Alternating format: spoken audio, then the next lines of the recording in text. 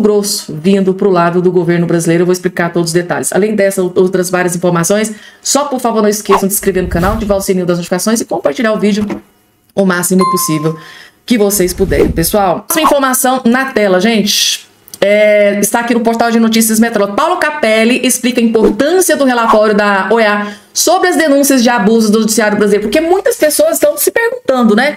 Mas será mesmo, gente, que esse relatório, né, do Pedro Vaca vai adiantar de alguma coisa? Será que vai surtir algum efeito? Será que autoridades poderão ser punidas eventualmente no futuro pelo governo dos Estados Unidos, pelo Donald Trump, pelo Marco Rubio, pelo Elon Musk, né? O que a gente pode esperar? Será que vai haver sanções, punições para autoridades aqui no Brasil?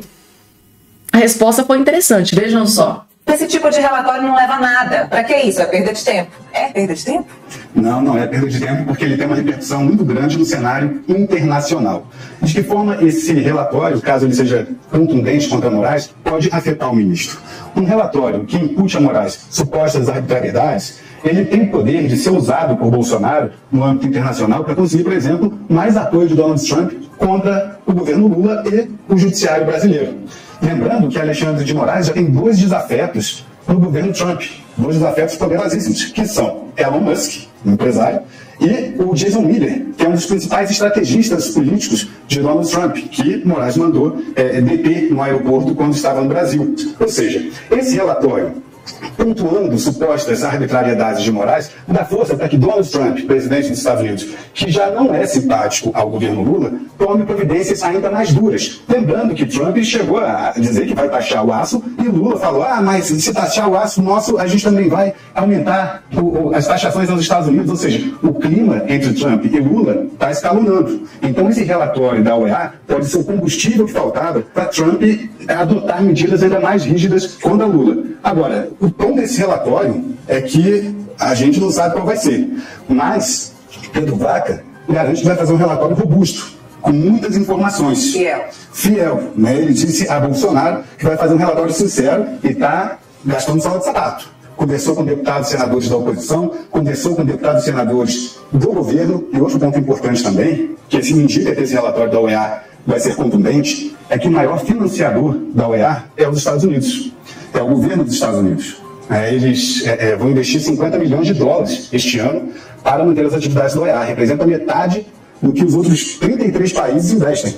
Né? Ou seja, é um valor muito importante. E a OEA não quer, obviamente, ter a verba cortada, assim como o Trump cortou de várias outras ONGs e programas sociais.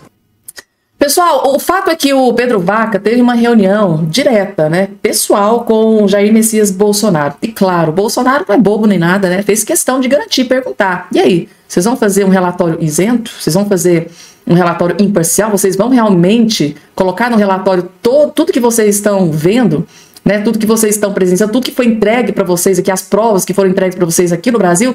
E o próprio Pedro Vaca, né, ele afirmou para o Bolsonaro ficar tranquilo que sim, ele ia ser um relatório robusto, anexando todas as provas, todas as denúncias que foram feitas a ele com relação à oposição, que tem lhe denunciado alguns abusos que vem acontecendo por parte de algumas autoridades aqui no Brasil. E segundo Pedro Vaca, ele disse que vai fazer um relatório imparcial e vai entregar tudo na mão do secretário Donald Trump, o Marco Rubio. E aí, gente, depois dessa informação divulgada aqui pelo Paulo Capelli do portal de Notícias Metrópoles, vocês acham que qual vai ser o posicionamento do Pedro Vaca? Será que ele realmente vai fazer um relatório imparcial? Vai revelar para o Marco Rubio, para o Donald Trump dos Estados Unidos, tudo o que ele presenciou aqui no Brasil, tudo que ele viu, tudo que ele ouviu, os documentos que ele levou junto com ele? Vai ser um relatório imparcial realmente, como ele prometeu para o Bolsonaro? Coloca aqui embaixo a opinião de todos vocês, gente, tá? Não é muito boa para Luiz Inácio Lula da Silva, divulgado aqui pela revista Oeste. O Lula tá aí ganhando inimigos, né? Kim Kataguiri envia representação contra Lula à PGR por crime ambiental. Luiz Inácio Lula da Silva, sem querer, acabou revelando que pode ter cometido um crime gravíssimo, um crime ambiental. Do que se trata? Todos vocês vão saber do que se trata. É uma fala recente do Lula. O deputado federal Kim Kataguiri, do União Brasil, apresentou uma apresentação junto à PGR contra o presidente Luiz Inácio Lula da Silva. A ação decorre de uma fala de Lula. Né, gente? Quando o Lula pega o microfone, é só barbaridades que saem dali, né? Uma fala de Lula sobre o consumo de ovos de ema, que segundo o parlamentar, configura crime ambiental. Então, segundo Kim Kataguiri, o Lula pode ter cometido um crime gravíssimo. As declarações ocorreram na última quinta-feira 13, durante uma cerimônia de entrega de terras federais no Amapá. Na ocasião, Lula afirmou que, sendo um jovem de 70 anos, prefere ovos de ema e de pata por terem mais substância do que os de galinha. Tá aqui o vídeo, gente, tá? Ovo de galinha fica pra vocês que são jovens. Eu tô comendo agora, sabe o quê? Ovo de ema. O ovo de ema é desse tamanho, um ovo de ema equivale a 12 ovos de galinha. Lula admite cometer um crime em rede nacional. Não basta esse governo ser corrupto e roubar o nosso dinheiro, passar a mão no nosso bolso, ainda é comandado por um sujeito que está no nível de estar tão burro, mas tão burro, que confessa cometimento de um crime para milhares de pessoas. Qual que é o problema do Lula comer ovo de ema? O problema é que ema é um animal silvestre. E veja só o que diz a nossa legislação sobre isso. Artigo 29, pena, detenção de 6 meses a 1 ano e multa. Parágrafo 1º, inciso 3º. Quem vende, expõe à venda, exporte ou adquire, guarda, tem em cativeiro ou depósito, utiliza ou transporta ovos, larvas ou espécimes da fauna silvestre.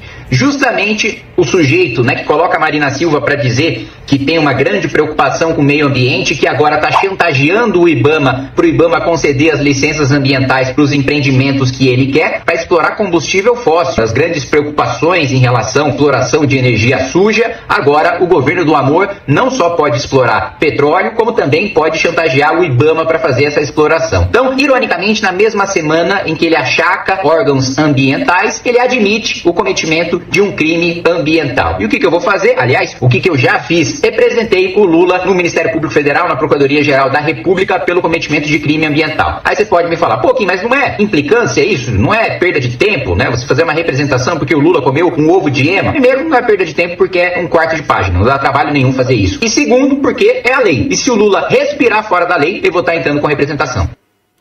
Tá aí, gente, tá? Kim Kataguiri, né? Que é aquele deputado federal nem de direita, nem de esquerda, enquadrando Luiz Inácio Lula da Silva, que, segundo ele, cometeu um crime gravíssimo, um crime ambiental, por ter dito em um evento que come ovos de ema. Mas tem um detalhe aqui nessa representação do deputado federal Kim Kataguiri que me chamou muita atenção. E eu gostaria que vocês que estão do outro lado metido colocassem aqui embaixo a opinião de vocês, porque, segundo a informação, o Kim Kataguiri apresentou, né, fez essa representação à Procuradoria-Geral da República, ou seja, PGR, né, contra o presidente Lula da Silva. Sabe quem que está na Procuradoria-Geral da República? Paulo Gonet, indicado por Luiz Inácio Lula da Silva. E aí? Vocês acham que vai dar algum tipo de punição? Vocês acham que o PGR, Paulo Gonet, indicado pelo Lula, vai punir Luiz Inácio Lula da Silva? Ou isso aqui é mais uma daquelas balelas que vão acabar em pizza?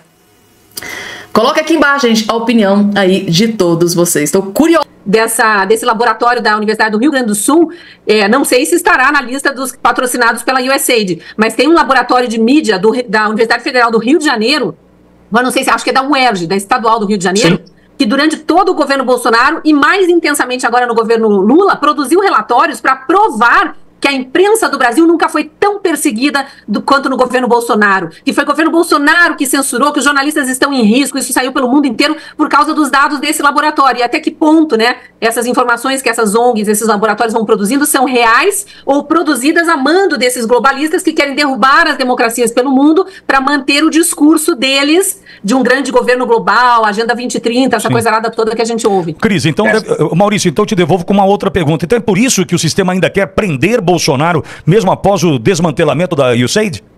Sim, corretamente. Vocês viram o impacto do discurso do J.D. Vance, o vice-presidente americano. Ele foi lá numa conferência de segurança em Munique. Todo mundo esperava que ele ia falar, como o Trump falou da última vez, o vice-presidente Mike Pence falou da última vez, quando o Trump estava no governo, que ia falar sobre a importância de investir em forças armadas, em segurança no contexto geopolítico ali, por causa da guerra da Ucrânia. Ele não falou nada disso, ele entrou lá de sola para humilhar. Ele, basicamente, o discurso dele, com uma classe enorme, ele humilhou todos os líderes da Europa, dizendo, olha, nós estamos usando o dinheiro do pagador do imposto americano aqui para ajudar a OTAN, para vocês censurar as pessoas, perseguirem as pessoas. E isso é inadmissível. Os Estados Unidos não coopta com esses valores com vocês. Então, assim, esse discurso foi um terremoto político nos Estados Unidos e na Europa também. O sistema hoje, dois países hoje, importante saber, que sofrem o mesmo tipo de perseguição que o Bolsonaro que está sendo perseguido no Brasil. Na Romênia, as eleições do ano passado, de dezembro do ano passado, de 24, foram canceladas pelo TSE lá, local deles. Por quê? Soltaram, convenientemente, uma reportagem investigativa daquele consórcio, ou CRPP, soltaram que agentes infiltrados russos estavam patrocinando o TikTok, $100 mil de TikTok para o candidato conservador, o Georgescu, ganhar a eleição, que foi que ele ganhou. Cancelaram, sustaram a eleição, ou seja, o resultado, a eleição foi anulada, vai haver outra eleição. Por quê? Porque a Romênia, ele, na campanha dele, disse que ele não ia apoiar, não ia autorizar a criação de uma base militar da OTAN na Romênia, que ela divide ali parte do Mar Negro junto com a Ucrânia, que seria a maior base da OTAN na Europa, porque a OTAN tinha planos para usar essa base para atacar diretamente a Rússia, para escalar a guerra. Como o Trump não quer a guerra e ele também não quer escalar, ele não era conveniente para o sistema, a eleição tinha que ser cancelada. O outro que está sendo perseguido na Polônia é o Marcin, esqueci o sobrenome dele, Marcin, são nomes poloneses, difícil, né? Polônia faz fronteira com a Ucrânia. E a Polônia, é engraçado, a Polônia desde 2015 até 2024, o ano passado, teve governo conservador. A Polônia foi o único país da Europa que não aceitou imigração em massa.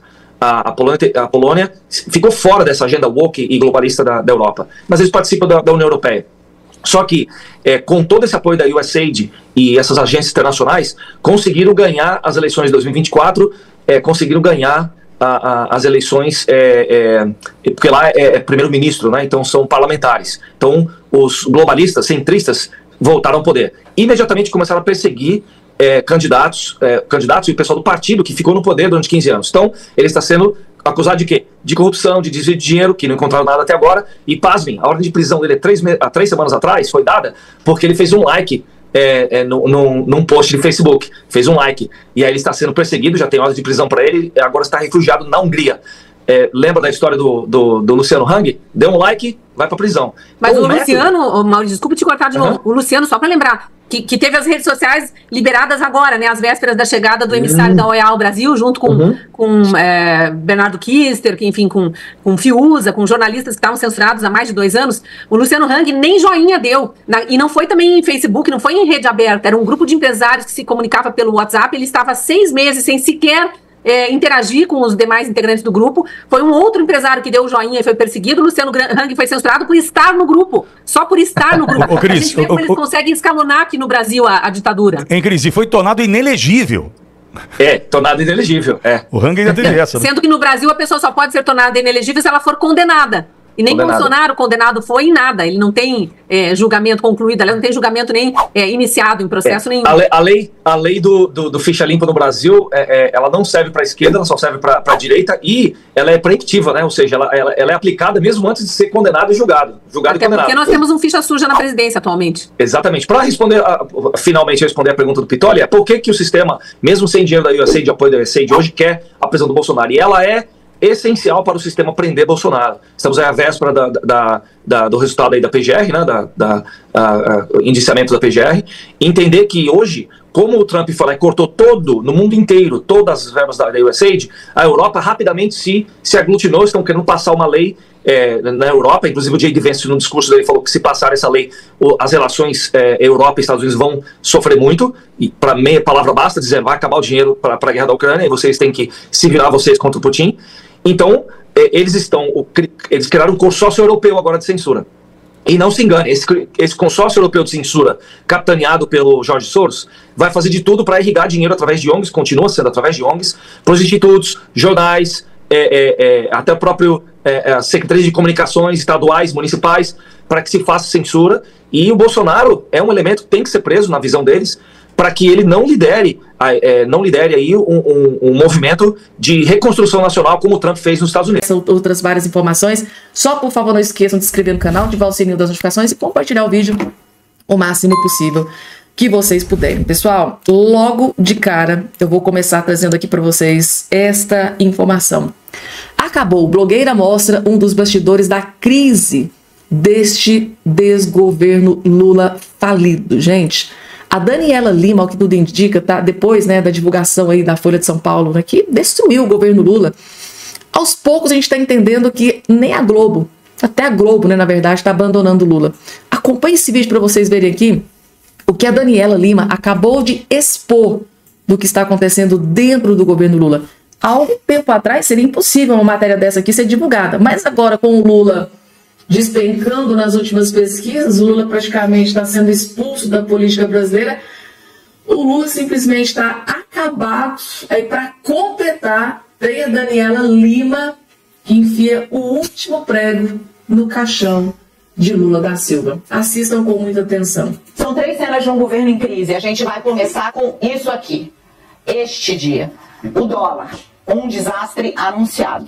Fernando Haddad foi escalado por uma crueldade da história a ser o homem que apresentou para o Brasil 2 medidas unificadas, sobre as quais ele era absolutamente contra. Não as medidas em si, mas a forma como elas seriam apresentadas. O governo chamou às vésperas desse anúncio, o anúncio do ajuste fiscal e da isenção do imposto de renda para quem ganha até R$5.000, uma reunião grande. Ela aconteceu na Presidência da República. Participaram dessa reunião o ministro Fernando Haddad, participou dessa reunião ainda antes de assumir oficialmente a presidência do Banco Central, Gabriel Galípolo. Simone Tebet tinha representantes lá, os ministros Rui Costa, chamado de o onipresente dentro do Palácio do Planalto, o ministro Alexandre Padilha, o então ministro das Comunicações, Paulo Pimenta. Era uma reunião grande, tinha muita gente lá. Quando um personagem irrompe, entra na sala. Foi o primeiro ato oficial, digamos assim, de Sidônio Palmeira, o atual secretário de Comunicação, como agente de um governo para o qual ele ainda não tinha sido nomeado e cujo homem que ele ia substituir estava sentado, inclusive, naquela reunião. Sidônio chega já com um plano de comunicação debaixo do braço. Ele diz, olha, nós vamos anunciar as 2 coisas juntas, o ajuste fiscal de um lado e a isenção do imposto de renda para quem ganha até R$5.000 do outro. Assim a gente mostra, a gente faz um aceno para a nossa base. Era o que quem queria, Daniela? O Lula. O Lula estava convencido de que não repetiria o que eles consideram erro do governo Dilma, anunciar muito corte, corte, corte, corte. Não, vamos fazer as 2 coisas. Isso aqui é uma decisão para ganhar no ponto da política.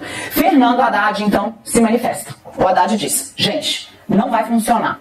Segundo relatos de quem participou dessa reunião, e foram muitas pessoas com as quais eu conversei, o Haddad disse, olha, fazer o anúncio conjunto de um ajuste e do outro lado de algo que na prática é renúncia de receita, não vai cumprir o efeito nem no mercado financeiro e nem para as pessoas, porque elas não vão gravar as 2 coisas. Em termos de comunicação é ruim, passa um sinal trocado. O Lula então fala, discordo, mas já que você tem uma outra posição, vamos aqui ouvir todo mundo. E ele inicia, sério, uma espécie de assembleia sobre o gesto que, de novo, é mais aguardado pelo mercado e pelos agentes econômicos para esse governo.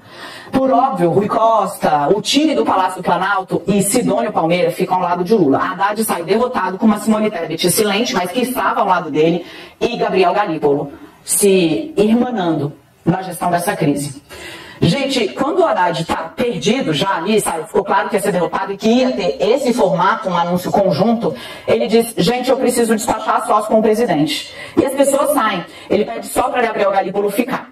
E aí Fernando Haddad diz, você, Galípolo, tem a obrigação de dizer ao presidente, segundo foi relatado por quem foi tentar entender o que ele queria com o Lula sozinho depois de ter sido derrotado. Galípolo, você vai ser presidente do Banco Central por 4 anos, você tem a obrigação de dizer para o presidente da República o que é que vai acontecer se ele fizer o anúncio dessa forma. E o Galípolo disse, presidente, o dólar vai estourar a barreira dos R$6. Lula disse, isso é uma decisão política, fincou o pé. Meu Deus do céu, gente. Daniela Lima acaba, gente, tá, de divulgar, de explanar, revelar para o Brasil inteiro os bastidores daquela reunião que aconteceu antes do anúncio do corte de gastos, que foi amplamente fritado pela mídia, tanto pela mídia de esquerda, pela mídia de direita. Então, a própria Daniela Lima, que teve acesso às informações dos bastidores do que aconteceu dentro daquela reunião, acabou de revelar, gente, que o Lula sabia que o dólar ia explodir. Ele tinha acesso a todas as informações. Para ele, é tudo uma questão política, tudo decisão política, opinião política. Ele dobrou a aposta, ele pagou para ver. E o Garimpo, que estava sendo ali indicado para ocupar o Banco Central nos próximos 4 anos, chegou no Lula e falou: Lula, se vocês fizerem isso, tá, o dólar vai estourar, a inflação vai subir, vai destruir o Brasil. Mas mesmo sabendo de todas as informações, de tudo que poderia acontecer, mesmo assim o Lula, tá, covarde, como sempre foi, tomou a decisão de continuar com aquela ideia estapafúrdia de anunciar corte de gasto e a questão do imposto de renda ao mesmo tempo. Foi onde tudo degringolou. O governo Lula já vinha derretendo, mas naquele exato momento daquele anúncio, daquele fiasco do corte de gasto do Haddad, que o Haddad, segundo a Daniela Lima, foi completamente contra, e o Haddad sabia que ia dar ruim. A partir daquele momento, daquele anúncio desastroso, o governo Lula se queimou para todo sempre, porque até hoje ele não conseguiu se recuperar.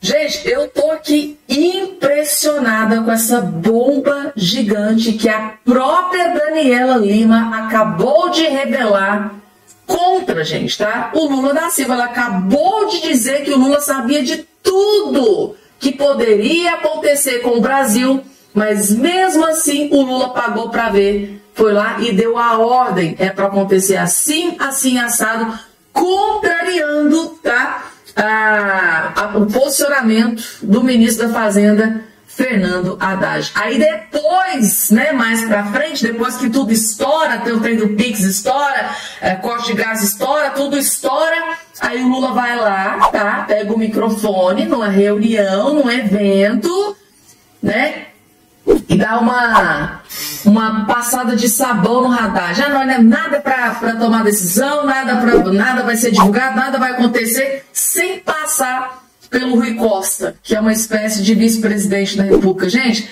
covarde. Lula da Silva é covarde, tentando jogar a culpa desse fracassado desgoverno, tentando colocar a culpa das suas escolhas, vergonhosas em cima do Fernando Haddad. Não que eu goste de Fernando Haddad de forma alguma. Para mim é o ministro mais incompetente que existe dentro desse desgoverno Lula.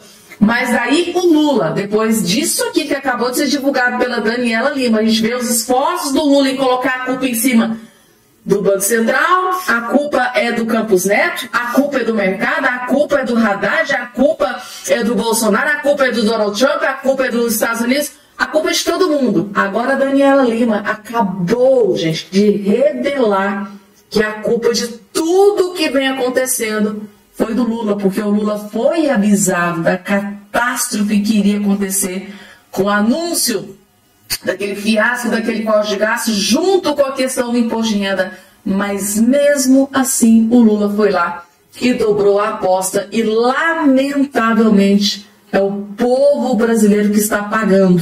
E muito caro, porque o povo está sentindo no bolso. O resultado de tudo aquilo, gente, dessa decisão bomba do Lula, foi a inflação lá em cima, o dólar lá em cima, o poder de compra do povo diminuiu, despencou drasticamente como nunca na história da política do Brasil, e o Lula simplesmente covarde, não reconhece, não puxa para si. Fui eu que tomei a decisão, fui eu que, todo mundo ali me alertando do que poderia acontecer, mesmo assim eu dobrei a aposta e tomei a decisão. A palavra final, gente, a decisão final foi do Lula, segundo aqui a Daniela Lima, gente, tá? Daniela Lima, para ter exposto isso aqui, gente, a mulher tá virada no giraia. Para ela, que sempre gosta de passar pano, tenta livrar a cara do Lula a tudo e qualquer custo, custe o que custar. Para ela ter revelado essa bomba aqui é porque a situação dentro da Globo News, a situação tá caótica.